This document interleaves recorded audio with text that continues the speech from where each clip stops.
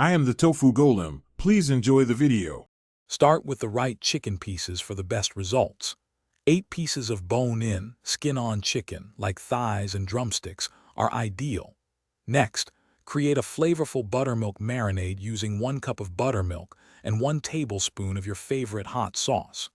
This step is crucial for tender and juicy chicken.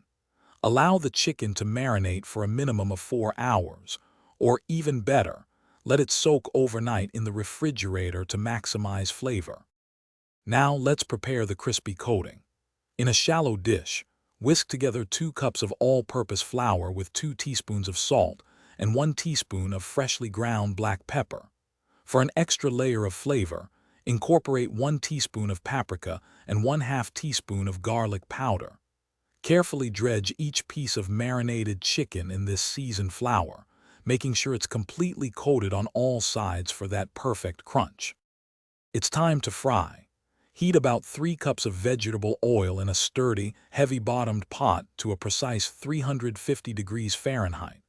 This temperature is key for even cooking. Carefully place a few pieces of chicken into the hot oil, making sure not to overcrowd the pot.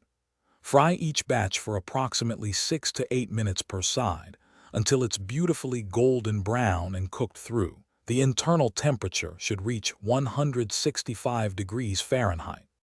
Once your chicken is perfectly fried, carefully transfer it to a wire rack placed over a baking sheet.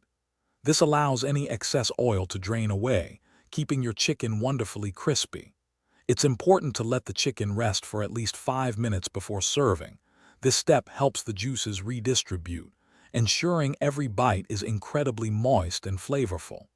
Now, your simple, delicious fried chicken is ready to be enjoyed. Thanks for watching.